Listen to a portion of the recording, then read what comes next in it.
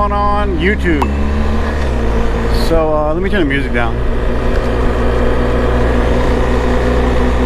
Today I'm on the R1250GS, but this isn't a video about any particular bike. I want to talk about the tablet I'm using for navigation.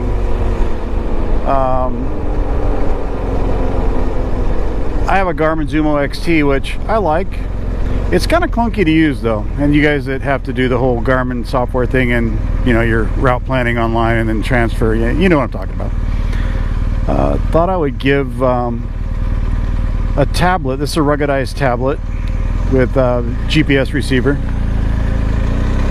I have Google Maps downloaded on it for offline use. I have GAIA and I have drive mode dashboard. This morning I drove to work, or rode to work rather, with drive mode dashboard, and it worked perfectly. I'm trying Google Maps on the way home today. But since we're in Irvine, California, the capital of Teslas, I want to see how many Teslas we can see today. Although I'm surprised I haven't. There's one, two. I'm surprised I haven't seen 20 already. But yeah, we'll do a little Tesla cam game here, driving through Irvine, California. So we have two. We'll put a little counter if it gets carried away. There's one behind me. That's three.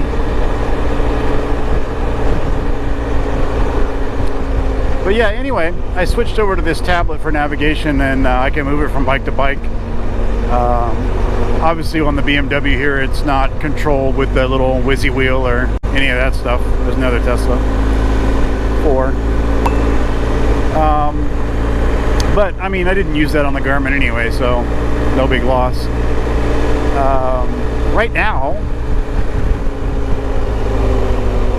I'm really liking this. I log into my GAIA account and make changes or create routes, boot up my tablet, and boom, there they are. When I'm at home, I just attach it to my Wi-Fi. When I'm out, I hotspot it to my phone, and there's just Teslas everywhere. Okay, we're up to about 15. Anyway, yeah, right now it's hotspotted to the phone. If you are in an area where there's no cell service, it's still with GAIA or drive mode dashboard, or with Google you can download offline maps and you're still fine.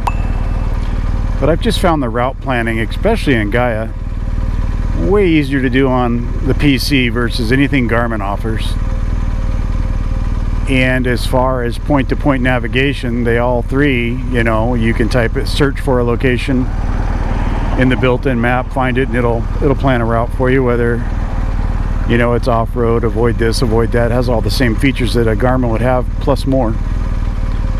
But yeah, it's working pretty good. With Google Maps here, I might see traffic,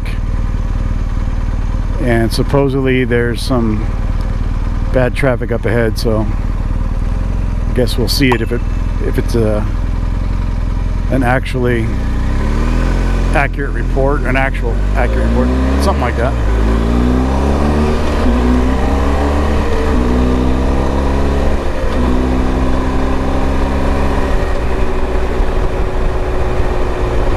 It says I'm doing 60, shows the speed limit 57, 57. It's pretty close. And that's Google Maps there, I believe.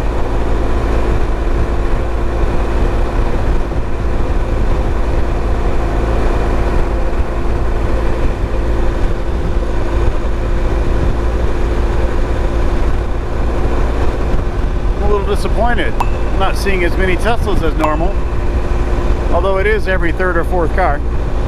Sometimes it's 4 or 5 of them in a row.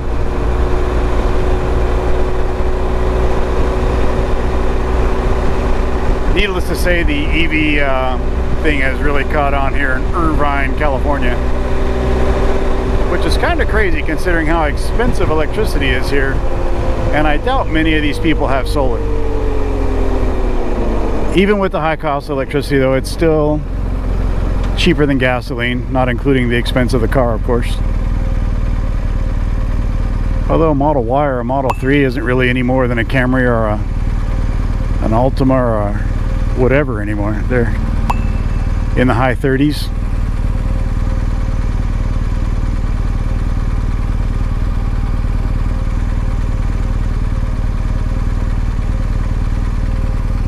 And we don't just have Teslas, we have Rivians, because Irvine is the actual home of Rivian.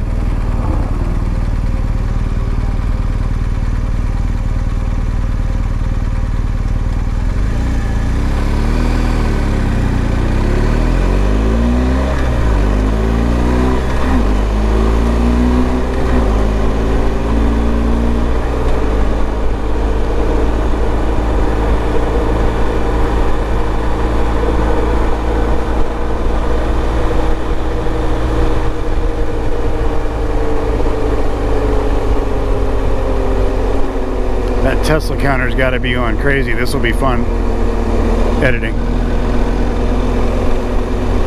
Gotta add a little tone. Oh look, a Tesla. Oh look, a Tesla.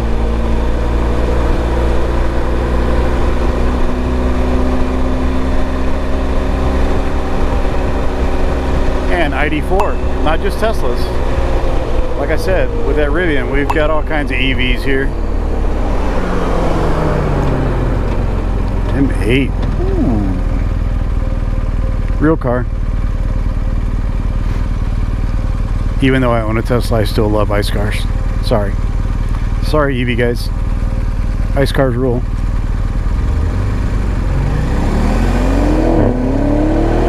Oh yeah.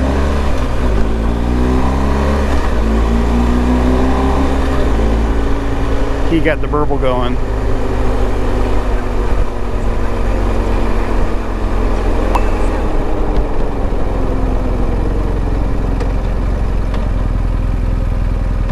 It's a wee bit warm today. Bike says 82. Feels warmer than that. M8 competition. Carbon fiber roof.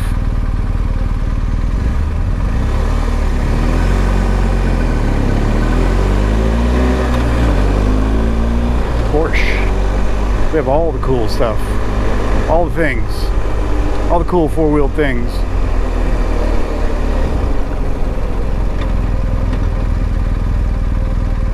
I mean, it is the home of the $1 million condominium. Yeah, those.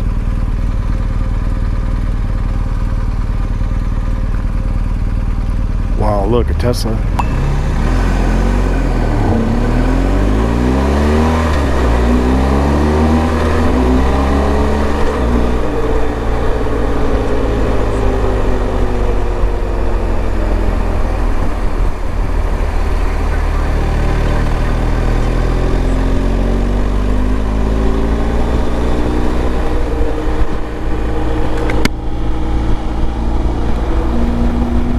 But anyway, yeah, this screen, it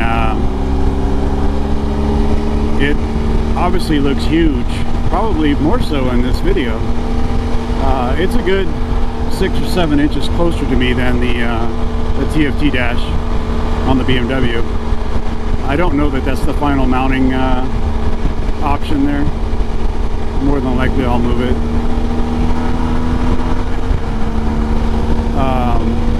I mean, they got a lot of options. Wherever I can put a ram ball, you know, I can mount it. So right there's not bad. It's just in your face. Okay, so that Tesla game was kind of fun, but yeah, I think Orange County alone could probably support Tesla as a company. Jeez, man. Anyway, trying to show you guys that screen in the video, but the sun was at my back the entire time, and then the video is awful for that. So we cut it short. And we'll take a look at the tablet here. I'll also put some links in the description where I bought the tablet on Amazon. I think it was $180, maybe $189. I don't know. GAIA's subscription base, drive mode dashboard. You can pay for different modules on that. Google Maps obviously is free. So yeah, I'm finding this to be a decent alternative for navigation to the Garmin Zumo, and much easier to use, and obviously more robust and could do more things once you have arrived at your destination or before. I don't know.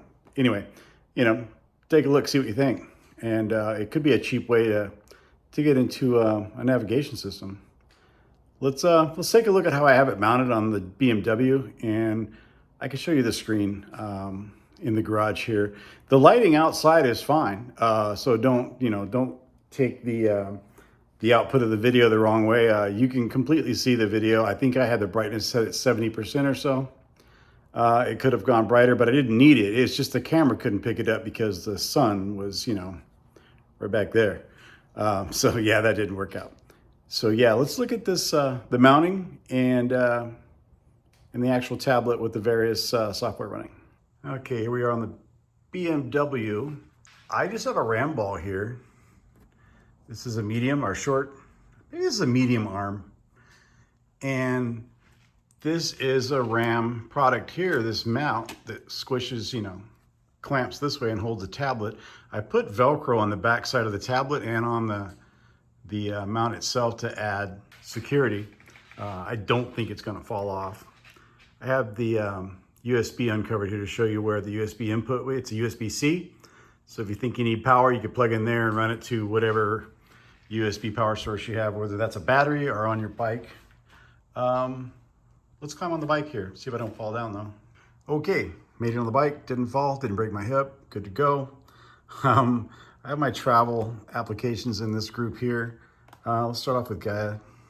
The brightness is probably too bright for inside here. Well, it's on Wi-Fi, so I'm not gonna be able to pick up a GPS signal inside here, obviously, but I can show you, the map display. The GAIA shows you elevation, speed, course, distance. This also will do point-to-point navigation. You can search. Although without let's go to Cucamonga Peak. That's a hiking trail maybe? I don't know. There's different settings in here. You can tell that you're in an off-road vehicle, you're in on a motorcycle, on a bicycle, if you're walking, in a car, etc. All those things. Let's get rid of that menu. You go away. I don't need you anymore. So let's go back to the map. There we go. I'm no GAIA expert at all, so still trying to feel my way around the application. But yeah, if you were to search, you want to do a point-to-point, you can put in, you can see right there an address or a name, and you can search for your destination, and you're going to come up with a nav option. Let's do this. Search. Where do you want to go? I think nearby hikes. Oh, wow. Okay. And then there's that, right? You can add waypoints. You can pick a section of the map, take a screenshot. You can record your trip. If I do a guide me, it's going to plot the turn by turn. You could record the track, do not record for future use. So now it's taking me out on the highway and it's telling me how to get to work. So yeah, there's GAIA. And then GAIA will also show any tracks that you create offline. Maybe. You know what? I don't have any connectivity, so well, I could end this. Maybe that'll do it, right? Yeah, there we go. So there's my tracks that I've created. Like I said, I'm not a GAIA expert yet, that I've created. How to get from Riverside County to Orange County completely off-road. Go back through here, end up at Santiago Canyon, Silverado. And obviously that would be one heck of a ride, but it's possible. And then if you go to Ride BDR, they have a button for downloading to GAIA. And let's see if they show up. Oh yeah, there they are. So I have Southern California, Northern California, and the Nevada BDRs loaded. And some tracks that I made up that I actually want to go try once it cools off a little bit, going out of Mammoth and doing a big loop around Bald Mountain and Crowley Lake, or Lake Crowley, however you want to call that or label that. Anyway, so yeah, that's GAIA. Pretty simple to use. The interface on the web is super easy to use. Drive mode dashboard. It has navigation as well. It has options that I don't have loaded. So yeah, here's your interface for guidance. I want to find gas, right? Looking for gas. Well, let's go to that 7-Eleven and navigate. And I can use either Drive Mode Dashboard 2 Navigator, or if I choose external app, I can use Google Maps. But okay, yeah, road fun. So there are all your different options. And there's my quick trip to the gas station. Let's close this. Let's look at your different modules. There's the home. So you can have a mini map over here. You can have your miles per hour, your instructions for navigating here, obviously the time, and you can do different widgets over here to show different things. You see that was a YouTube feed there. What do we have here? I don't know. I haven't messed around with these widgets too much. This could be weather. Unknown at this time.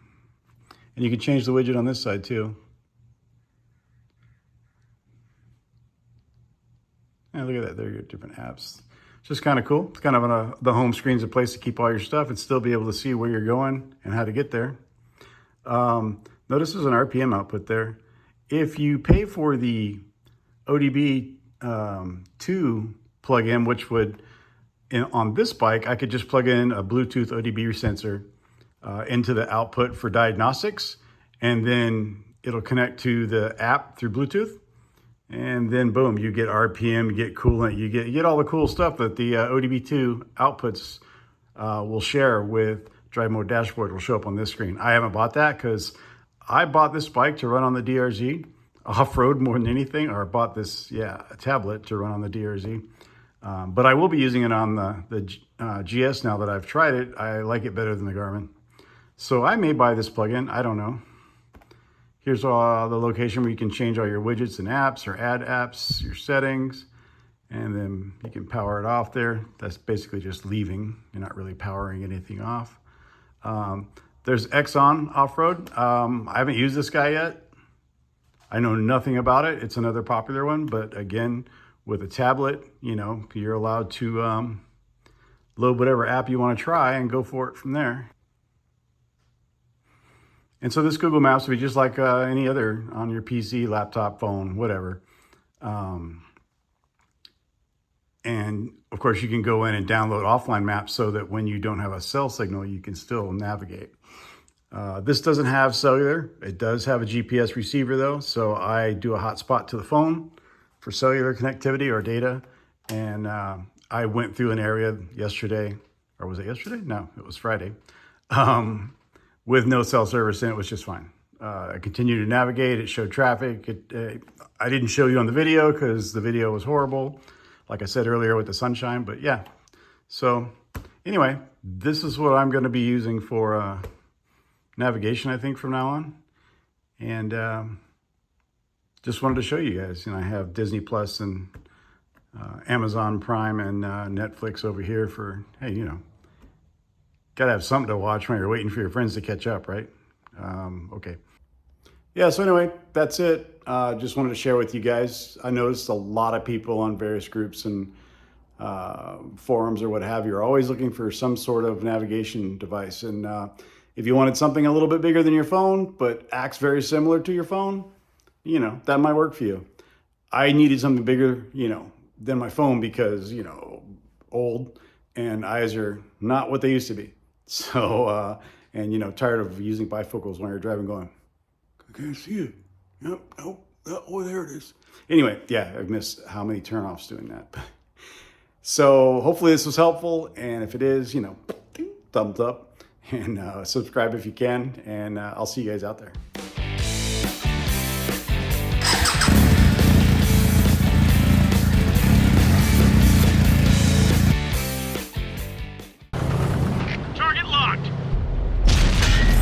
Enemy vehicle destroyed.